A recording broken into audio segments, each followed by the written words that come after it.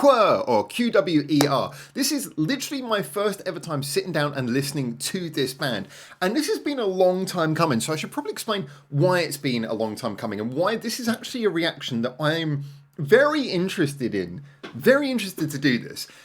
I'm going to be honest about a few things. Now, first of all, anyone who's been following this channel, you know, obviously I'm in Japan. I support Japanese artists. I work with a lot of Japanese artists. You know, Japan is where my whole musical focus, all my channels have been based. But I support music coming from other Asian countries as well. I want to see other Asian countries doing as well creatively as Japan is. And I don't think it's for lack of talent, but they just don't seem to have the same scene supporting this. We've worked, I've done interviews with artists like Rumkicks coming out of Korea. And, you know, similar things came up in that interview. They just don't have the same infrastructure to support all of these live artists. And there's a lot of other reasons. But recently, we've seen a lot of cool music coming up from other places. We've had Underclover recently coming out of Thailand. Really enjoyed them. We've heard some great music from Thailand. We've heard artists coming from Korea. I mean, I mentioned about Rumkicks, but we've also had things like Rolling Quartz. I was surprised how much I really enjoyed them. And that's a name that's been bounding around for a while. Finally caught up with them. Really enjoyed them. There's a band come out recently called The Idiots.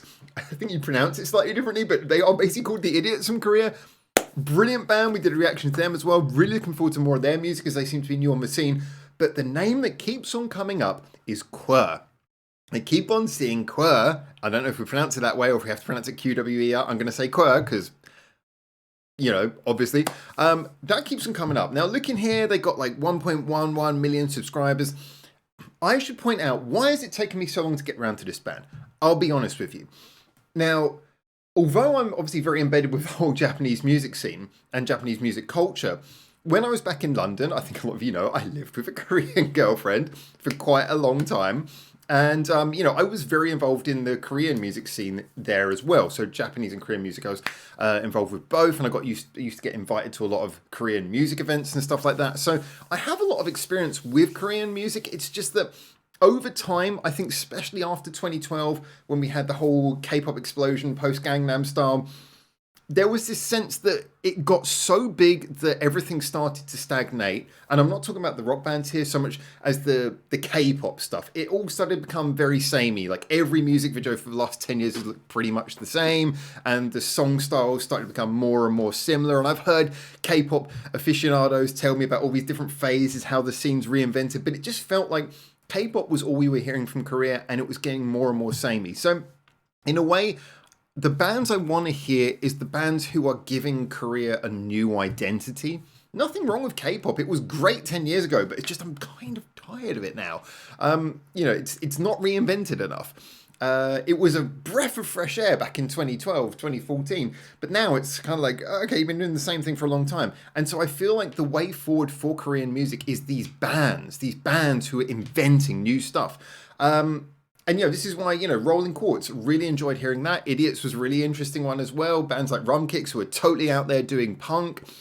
You know, I want to hear this new generation, and there's so much stuff going back. You look at bands like Crying Nut, it's like Korea has a history with really inventive bands, so I want to hear more of that.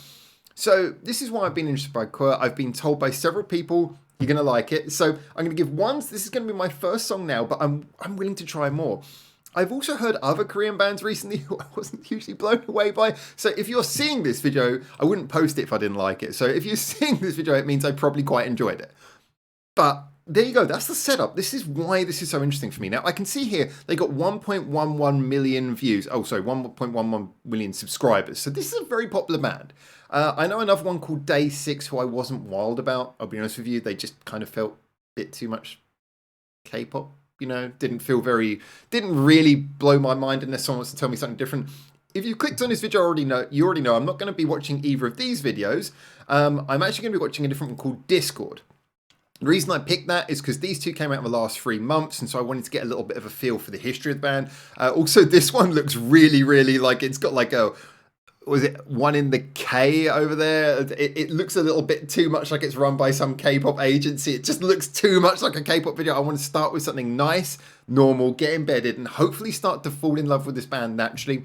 If you are a QWER fan, and thank you for listening to my preamble, I thought it was worth doing before getting into this, and it's 5 minutes, but I wanted you guys to know where I was coming from listening to this. If you're a QWER fan, then feel free to lead me through. tell me what to listen to next. But anyway, we're going to jump in. This song's called Discord. It's less than 3 minutes. All right, I like that. Short, sharp, concise. Let's see where it goes. Got the volume set and everything. All right, we're going to jump in with this Discord by QWER. I'm excited.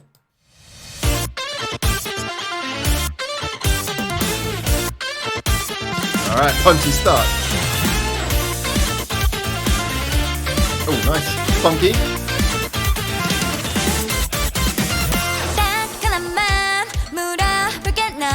완벽이란 게 있다고 생각해. 조금은 어색한 한문이라 해도 그것도 그것대로 꽤 멋지잖아. 누군가 나를 보고 수군대겠지만 그런 무례함은 도로 너도요. 취향은 존중해. 그렇지만 이런 날 밀어내긴 쉽지 않을까.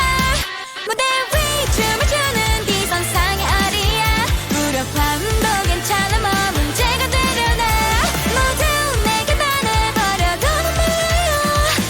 Loving that quick moving chord structure there. Very bouncy as well.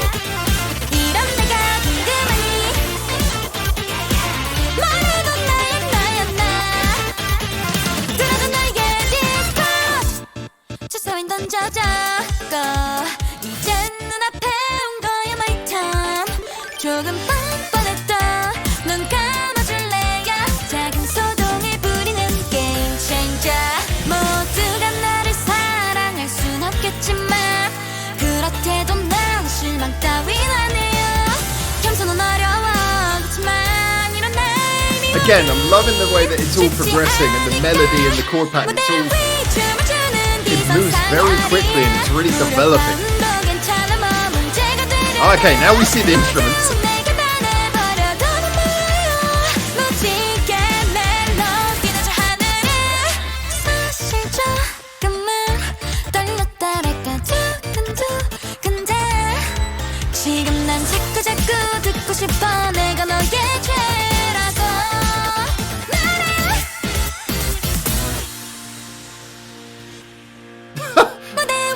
Why not?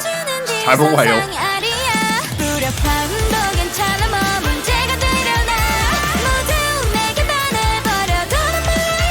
Do you know, I've got the weirdest sense I've seen this before.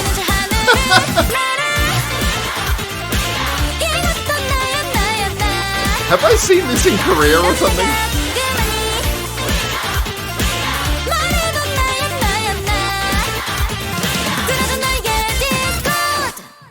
Okay, that this does leave me with a lot of questions. Did I enjoy it? First of all, yeah, I did enjoy it. Like I said, I wouldn't be posting this if I didn't at least enjoy it.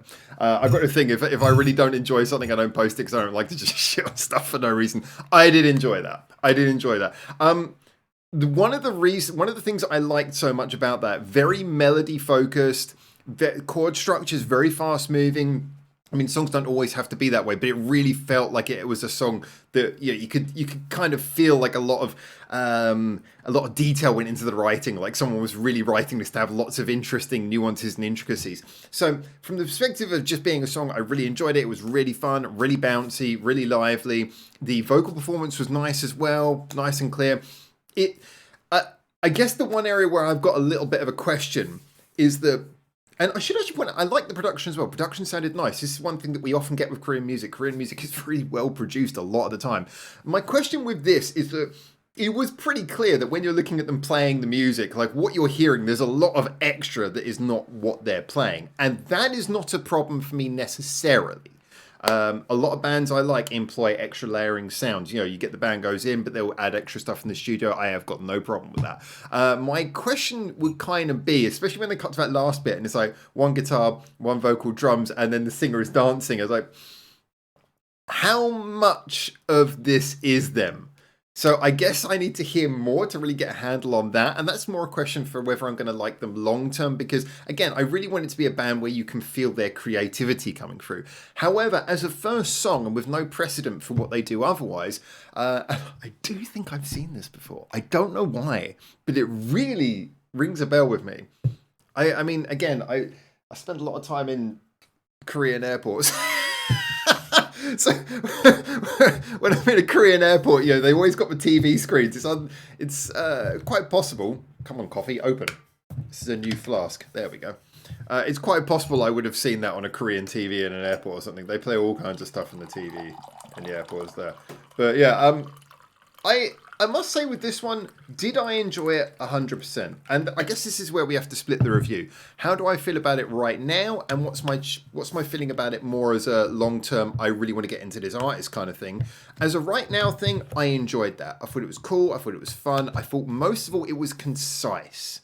You know, that's a good thing. The song didn't outstay its welcome, didn't do more than it needed to. It seemed that it was a quite short, sharp, and quick idea, and it played out that way. I thought sonically it was really fun. There was a lot of stuff going on. Assuming they're playing all the stuff that we're seeing, which is what I've heard from friends, they are a legit band. If that's the case, throwing away the milk. Making a coffee while I do this, multitasking. If that's the case, then yeah, there's a lot of things to be excited about here.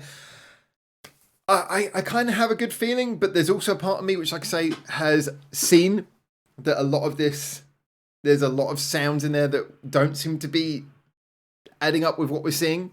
You can see a lot of production value going into the visuals as well. I don't know. Long term, I think someone's going to have to point me towards a song to get me a bit of a feel for what they actually are as a group, so I can get more of a feel for what they do. This was nice, and again, I'm not anti-production. I just have this fear based on my history of Korean bands. I want it to be a band where I really feel they're a band, you know, because well, as I explained in my intro. So musically, I enjoyed this. Point me in the direction of what to listen to next. If you are a QWER fan, now is your time. Get in there, point me towards it. I basically like this. I am tentatively excited. Lots of questions still need to be asked. A lot of discord still needs to be had. Oh, that was a terrible joke. Anyway, thank you for watching this.